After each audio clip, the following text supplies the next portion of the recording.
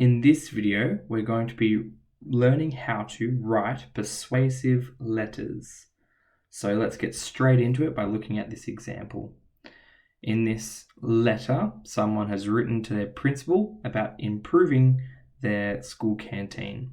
So it starts off with, "Dear Mr. Skinner, our school tuck shop menu needs an update. With the growth in childhood obesity, we need a menu that has tasty and healthy options. I suggest the school adds pizza to the menu." I'll pause there. So let's look at what makes this persuasive.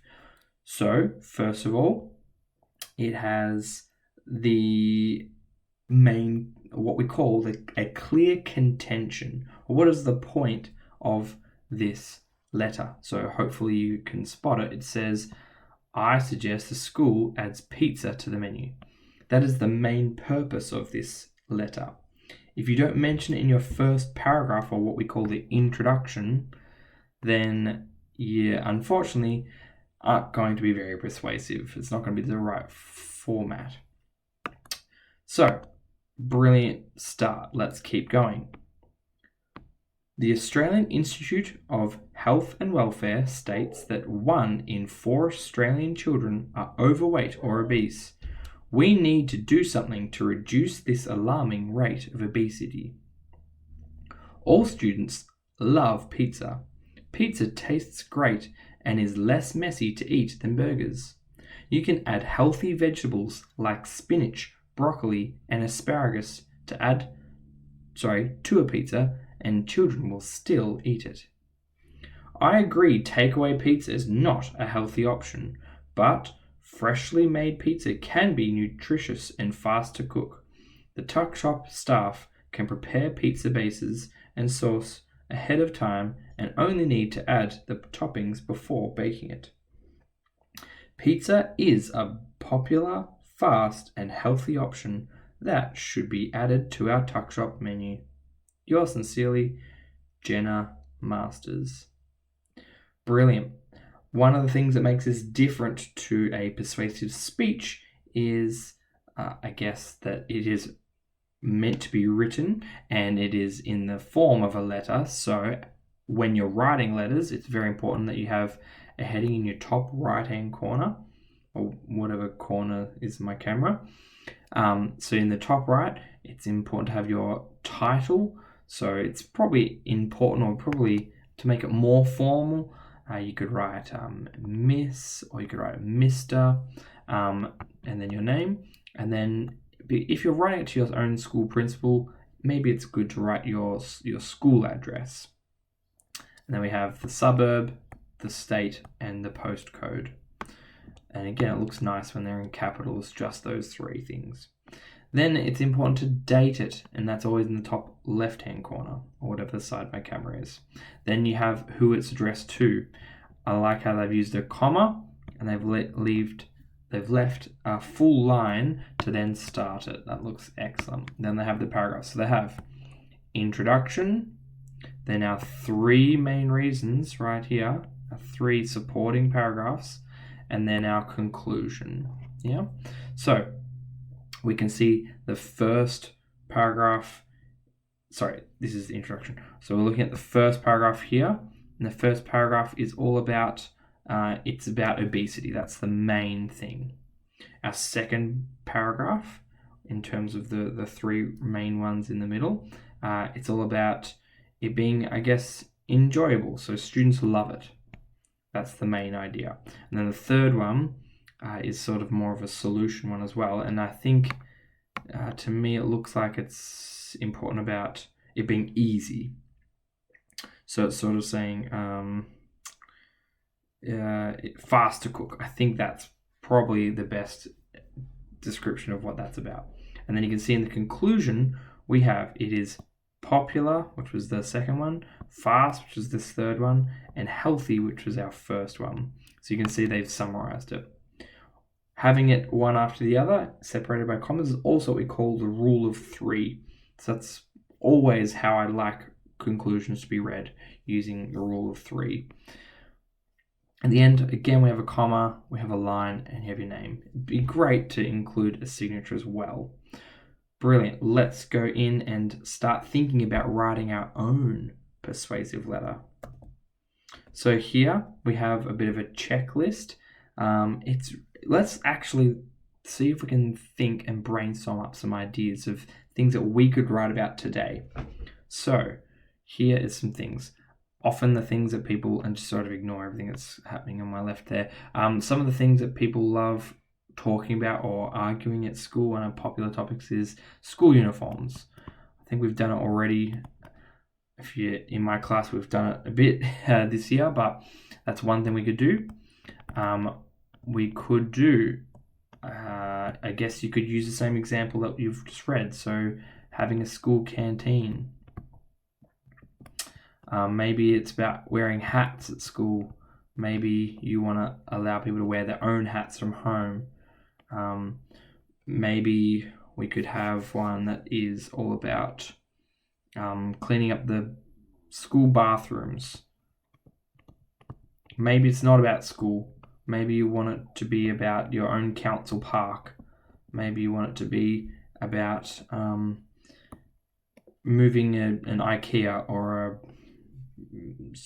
special shop that you've always wanted to go to that there's just none around where you live. Ideas such as that. Make sure whatever option you think of, you can think of at least 3 reasons that someone else that you're writing to could be persuaded by. So as an example, if I was going to write one about hats and I'm going to write it to Mr. Simmons, if I'm going to say, oh, Mr. Simmons, we should wear hats because I want to look cool and, I don't want it to be a bucket hat because, that's not as cool. So, whatever style you want. And the third reason is, I want to support my football team. So, I want to show my team. Would that be something that will actually persuade Mr. Simmons? Would he say, well, actually, it's not going to be sun smart if it's not a bucket hat, if it's just, like a cap.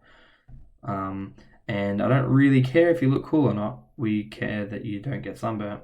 And team, well, I don't want people to argue over who's the best team. So I don't really like that either. Can you get what I'm saying? It's important that if you do think of 3 reasons, think of what will actually persuade the person you're writing it to. So once you have got your idea, go through this checklist and see these are the things we're looking for, and then it'll be your job to start planning it. So in your booklets, you should have an example. We have this planning template we're going to look at right now. And then we have the thing we're looking at right now with this checklist. So when you're done, come back to this checklist and see how you went. So let's plan it. Okay, for the one I'm going to write one about renovating the school bathroom. Remember, when it's a plan, you just use this plan to jot your ideas down quickly. You don't need to write the whole thing. You can't say, I'm not writing like the whole introduction here. I just write one word because that's all I need. So all I want the word strongly believe in my intro, and the main point is to redo the bathrooms. That's what we call the contention. I'm going to have 3 paragraphs that are the main ones. My first one's going to be about hygiene. And why hygiene? Well, I'm going to find a fact that I can include, and that will be a real good reason why we should clean up the bathrooms and redo them. So I've just written some of the vocab I want to include, like imagine, or did you know, or down here I've got think of the children. That's a emotive language there. I might quickly go and see if I can Google some information that I can put in of hygiene and toilets. I might want to find one about, something really gross that might make Mr. Simmons go, yeah, we definitely need to do something about this. I'll do that later. My paragraph number 2 is going to be about, it's going to boost creativity. So you can see here, my middle one here is saying that I'm going to find a fact about art increasing school results. I'll Google that, see if I can find anything interesting to put in there. I've added some more language like I implore you, which means like I beg you. And my final one's going to be about school pride. So I've started with a rhetorical question, and I'm going to have my first line in that paragraph saying, how can students show pride if their bathroom looks the way it does? Would you be proud of the staff toilets if it looked like that? You wouldn't love your school if it looked like that. So we need to do something about it. And I've also got some evidence, like it's proven that when something looks nice, people will keep it nice. And I've said, you'll be heartless. And I've got a simile. You'll be as heartless as the Tin Man to not agree with me, which is, also an allusion to the famous story, the golden, what am I thinking of?